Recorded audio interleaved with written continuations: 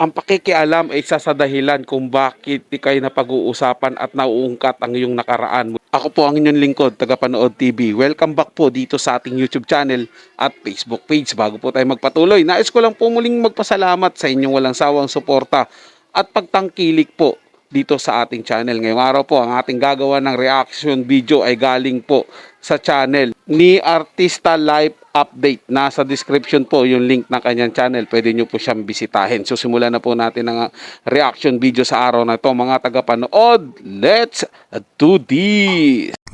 Hello mga legit Davercads, isa na mabagong updates natin patungkol po dito sa pangingialam ni Paolo kung saan nagkomento nga patungkol sa issue ni Wally Bayola at ng Showtime. Ang lahat ng yan, but before that, kung hindi ka pa nakasubscribe sa Artista Life Updates, please don't forget to like, share, and subscribe at i-hit mo na rin ang notification bell for more showbiz updates. And please don't forget to hit all para ikaw ang unang-unang makakapanood sa lahat ng ating mga updates. Ay magsimula, let's watch this video clip. Lahat ng pang-aalipusta, lahat ng pangbabas, lahat ng pagmumura sa amin ng mga tao, umaga hanggang gabi, nagtatrabaho yan para pagdating namin dito sa studio, masaya kayo at alam na namin yung gagawin namin. Ang staff, ang crew, sila po ang tunay na Itbulaga. Yes! Love you! Mga dapat Ang video clip po na ating napanood ay ilan lamang sa mga videos na lumabas po sa TikTok at sa lahat ng social media platform kung saan itong si Paolo sa unang linggo nila ng Eat Bulaga or Generic Bulaga sa GMA7 siya po yung nagsilbing tagapagsalita dahil nagsalita siya on behalf ng mga katrabaho niya, pero hindi niya alam the more na marami siyang hanas sa social media ay mas lalo po siyang binabash dahil kumbaga parang gina-justify niya yung mga ginagawa ng boss niya na talagang pinipilit na kanila daw ang trademark na Itbulaga. Pero, just the same, di naman na din hinahabol ng TVJ ang trademark na yan. Ang gusto na lang ng TVJ ay paglaban yung tinatawag na copyright, no? Na yun po ang kanilang pinagdedebatehan sa korte ngayon. Pero, alam nyo po ba na isa sa binag-usapan din dahil itong si Mr. Paolo Contis ay sumailalim po sa isang interview dahil may movie po sila may movie po sila na mapapalabas natin ngayong August, ewan ko na lang, kasama niya po dyan si Mr. John Arcilla na pelikulang po siya. Hindi po natin alam kung ano pong klase ng movie yun, no? Pero ayon po sa ilang news online, ito yung pinaka-headline po nila, sabi ng balita ngayon, ayan. So, sabi dyan, Showtime kakasuhan, YouTube channel ng Itbulaga terminated na naman. Ayan. May mga lumabas na kwento tungkol sa desisyon di umano ng MTRCB sa programang It's Showtime. Kasi alam naman natin na may case po na talagang hinaharap ang It's Showtime po sa MTRCB dahilan po dun sa nangyari na alam nyo na po yun, yung pagkain ng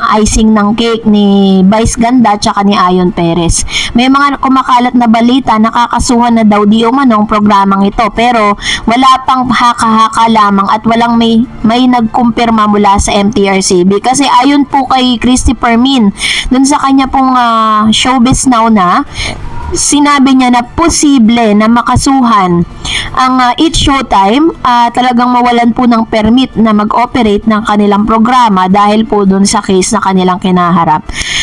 Grabe yung paawa effect ni Paolo Contis dito, mga tagapanood, no? Hindi daw pagmumura ng mga tao daw sa kanila, yung mga nahihirapan yung mga staff nila dahil yung mga staff daw nila yung tunay na Itbulaga, nire-ready na nga daw po yung pagdating nila para alam na po nila yung ginagawa. Talaga sigurado po ba kayo, Sir Paolo, na alam nyo yung kanyang mga ginagawa? Bakit sinasabi mo yung staff nyo ang tunay na Itbulaga? Mali ka dyan. Ang tunay na Itbulaga, TVJ. Sila po nagpasimula niyan. Sinasabi po namin sa inyo, kung ayaw nyo pong nababash kayo, kung ayaw nyo pong namumura kayo ng ibang tao na solid sumusuporta sa sinusuportahan po nila. Di po natin alam, mga tagapanood, kung sino po yung nagmumura sa kanila Kung sa solid Dabarkads po o yung solid Showtime na supporters, hindi po natin alam yan, mga tagapanood. Pero kung meron mang tao na nagmumura po sa kanila at nagagalit po sa kanila, yun po'y dahil hindi po nila natatanggap at tinatanggap na kayo po yung nasa Itbulaga.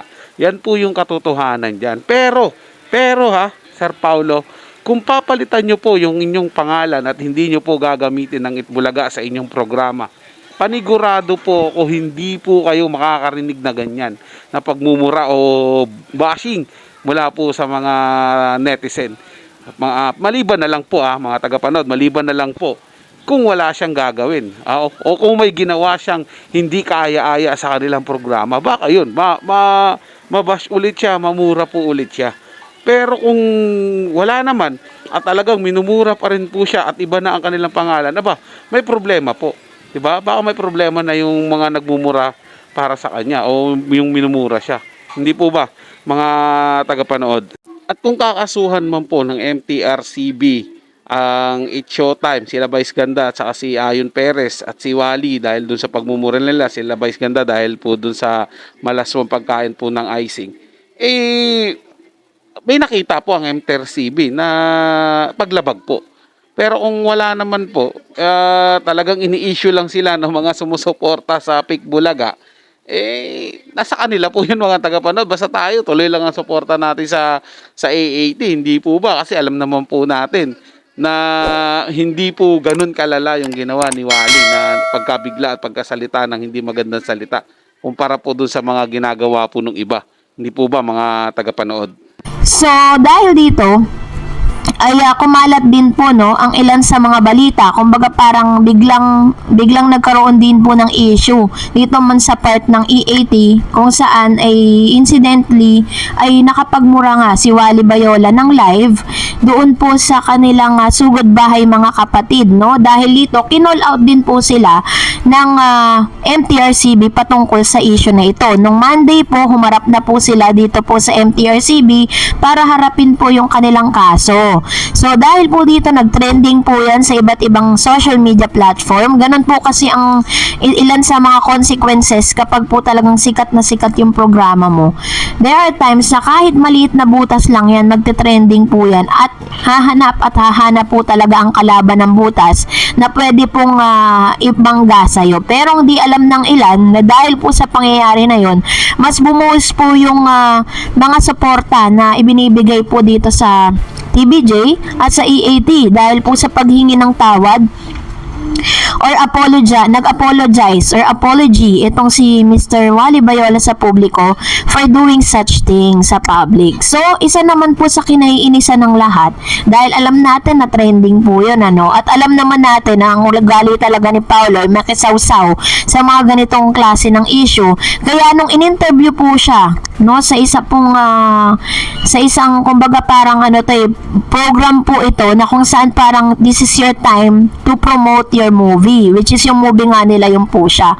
Sabi po diyan na isa lang ang nasagap sa reliable source na magkakaroon daw ng general meeting. So, sabi po dito ni Paulo, tinanong kasi siya nung isa sa mga reporters kung ano po yung masasabi niya tungkol sa issue na kinaharap ng It's Showtime at ng EAT. Ito po ang sagot niya. Sabi niya, kaya maingat na rin daw siya ang mga programa lalo na ang araw-araw na live na napapanood. Nung na-interview nga si Paulo Contis, nagkaroon ng look test ang pelikulang Fuchsia, libre na gagawin nila ni John Arcilla sa under Mabs Production. Talagang nag-iingat daw siya sa ngayon na mga sinasabi niya pati sa pagpapatawa sa Itbulaga. Sobrang maingat ako, sabi ni Paulo. Aminado siyang mahilig din siyang magbato ng green jokes pero dahil sa nangyari sa Showtime EAT, talagang ingat na ingat daw siya. Actually, may mga jokes like for example sa EB Happy, may mga ginagawa akong jokes na habang nire-rehearse, sandali, wag na lang natin gawin to. Kahit sabihin mo para sa iyo, wala, bakit mo i-challenge yung sistema, diba? Might as well be safe. Nagdag niyang pahayag. Ito naman po yung kanyang pahayag, patungkol dun sa issue.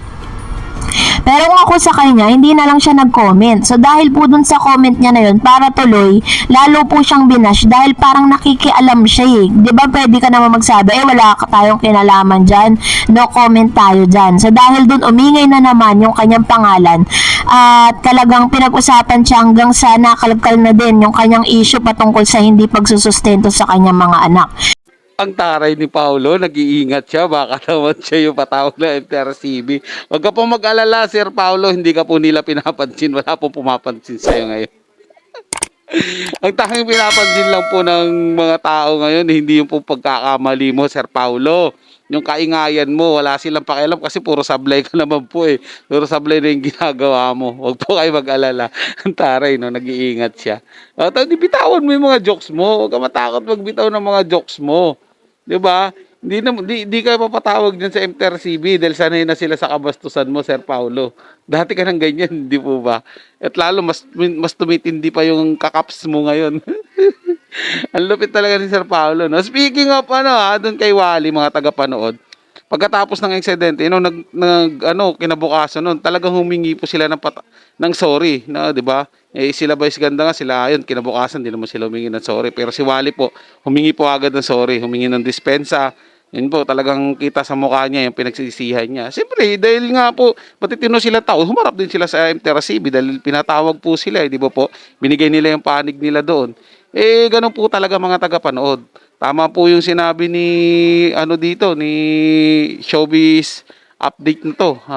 Nakalimutan ko po yung pangalan niya, pero ito yung ginawa ko na reaction video. Tama po yung sinabi niya na talagang pagsikat yung programa, talagang hahanap-hanapan po talaga ng butas yan para lang masiraan. Di ba po? Siyempre, may mga trolls at may mga galamay din po yung mga kalabang nung time show, lalo na yung tape bulaga na yan.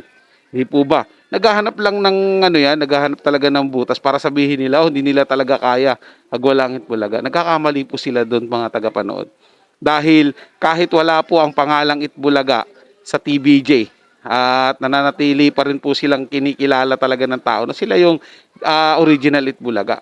Gayun pa man mga tagapanood, siyempre dapat po talaga ituloy po ang laban ni Master Joey na makuha po yung pangalang Itbulaga dahil siya naman po ang creator niyan. Di po ba? Tuloy ang kaso niyan doon sa copyright dahil yung copyright po ay pumapaloob po dyan yung pag-aari mismo ng iyong creation. Yun po yan, mga tagapanood. So, yun lang po mga tagapanood. Kung nagustuhan nyo po ang ating paksang tinalakay sa araw na ito, at kung kayo bago lang po na napadaan dito sa ating channel, huwag nyo po sanang kalimutan na mag-subscribe. Hit nyo na rin po notification bell para lagi po kayong updated sa mga bago pang video na ating ilalabas. Share, like, and comment din po kayo mga tagapanood. Ating yung babasahin at pupusuan. So hanggang sa muli po, ito yung Tagapanood TV. Komento at opinion lamang. Wala pong personalan. Paalam po at mabuhay po kayong lahat.